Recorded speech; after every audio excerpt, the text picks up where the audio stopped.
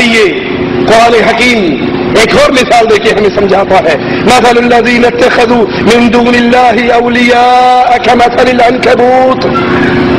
جو اللہ کے علاوہ انہوں نے اپنے مددگار پکڑ لیے، اپنے حاجت روا پکڑ لیے، اپنے مشکل کشا پکڑ لیے.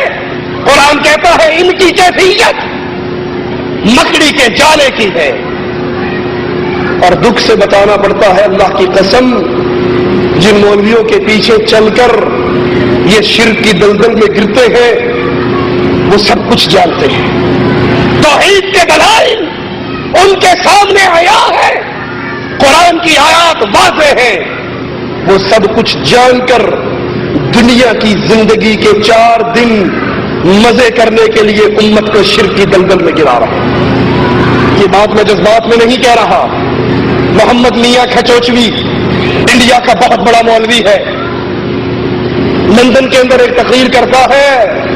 اس کانفرنس کا نام غوث اعظم کانفرنس ہے، اور اس کانفرنس میں بیٹھتے ہی وہ کہتا ہے کانفرنس کا نام کیا ہے؟ تو وہ جواب میں کہتے ہیں کہ جناب اس کانفرنس کا نام ہے غوث اعظم کانفرنس. کہتا ہے تم جانتے ہو غوث اعظم کا مطلب کیا ہے؟ غوث کا مطلب آسان میں یہ کروں، یہ میں اس کے الفاظ دہرا رہا ہوں. آسان مطلب فریاد رس ہے. غوث فریاد رس. غوث اعظم سب سے بڑا فریاد رس.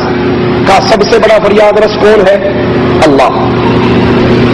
جب سب سے بڑا فریاد رس اللہ ہے تو تمہیں کس نے حق دے دیا کہ تم ایک آدمی کو غوث اعظم کہو؟ ما لکم من دون اللہ من ولی ولا نصیر. اللہ کے علاوہ کوئی مددگار نہیں ہے. اس آیت سے ثابت ہوا اللہ کے علاوہ کوئی غوث اعظم نہیں ہے. اب تم نے غیر اللہ کو غوث اعظم کہا، تم شرک میں چلے گئے، تم مشرک ہو گئے. جو اللہ کے علاوہ کسی کو غوث اعظم کہے وہ مشرک. قرآن کی آیت پڑھی، کھچوچوی صاحب نے قرآن کی آیت پڑھی اور پڑھ کے کہا اس آیت کی روشنی میں جو اللہ کے علاوہ کسی کو غوث اعظم کہے وہ مشرک ہے، اللہ کے علاوہ کسی کو فریاد رس کہے مشرک ہے، غریب نواز کہے مشرک ہے، بندہ نواز کہے مشرک ہے. وہ پورا مجمع بریلویوں کا حیران ہونے لگ گیا کہ یہ ہمارا مولوی اس لائن پہ کیسے چل پڑا. ان کو جیسے سانپ سونگ گیا، خاموش ہو کر سن رہے بھائی لو بھائی ایک اور گیا. پورا اپنا بیان کیا اور شرک کے خلاف یہ ساری باتیں کہی کہ جو اللہ کے علاوہ کسی اور کو پکارتا ہے، مشکل کشا کہتا ہے، حاجت روا کہتا ہے، وہ مشرک ہے. جب مجمع پورے سکوت میں آ گیا تو رک کر کہنے لگا اب تک میں جو بک رہا تھا وہ اس آیت کی جاہلانہ تفسیر تھی. جشن ہے جس کا اعلان جشن غوث اعظم کے نام سے کیا گیا ہے. سمجھا بھی کہ غوث کے معنی کیا اور آپ کس کا جشن منا رہے ہیں؟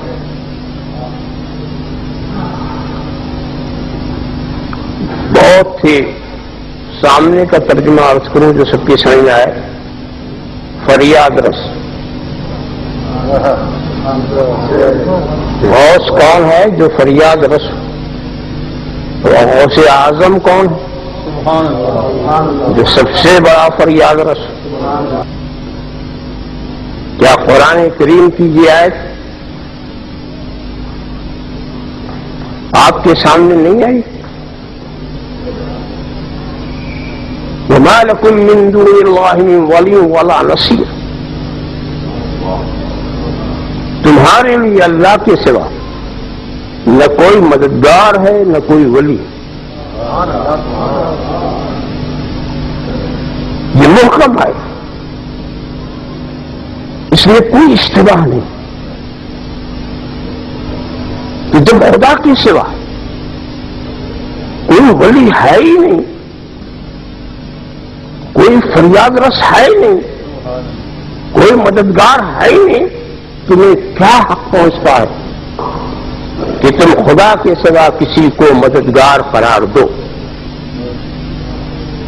کسی کو ولی قرار دو، کسی کو اپنا ولی بناؤ؟ اس لیے کہ فریاد رس صرف خدا ہے، ولی صرف خدا ہے، مددگار صرف خدا ہے، ناصر صرف خدا ہے، نصیر صرف خدا ہے، مشکل کشا صرف خدا ہے، حاجت روا صرف خدا ہے، دافع البلا صرف خدا ہے، شافع الامراض صرف خدا ہے۔ جب صرف خدا ہے تو غوث اعظم بھی وہی ہے۔ خدا کے سوا کسی کو مددگار بنانے کا حق کہاں سے مل گیا؟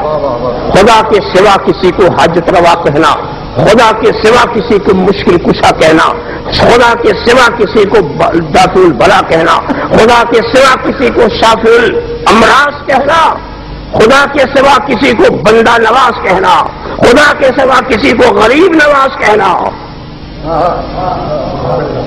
تمہیں حق کیا ہے؟ جب صاف آیت کہہ رہی ہے ما لکم من دون اللہ من ولی ولا نصیر، کوئی نہیں ہے اللہ کے سوا تمہارا کوئی مددگار، تمہارا کوئی ولی، کوئی دوست، کوئی نصیر، کوئی ناصر، کوئی حاجت روا نہیں۔ اب اگر تم نے کسی کو خدا کے سوا حاجت روا بنایا تم مشرک ہو گئے۔ اب تم نے اگر کسی کو خدا کے سوا مشکل کشا کسی کو کہا تو تم مشرک ہو گئے۔ اب اگر تم نے کسی کو خدا کے سوا غوث یا غوث اعظم کہا تم مشرک ہو گئے۔ اب اگر تم نے کسی کو خدا کے سوا ولی دوست قرار دیا تم مشرک ہو گئے۔ اگر تم نے مالک و ناصر قرار دیا تم مشرک ہو گئے۔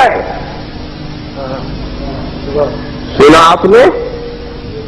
ابھی جو کچھ میں بک رہا تھا یہ اس آیت کی جاہلانہ تفسیر ہے۔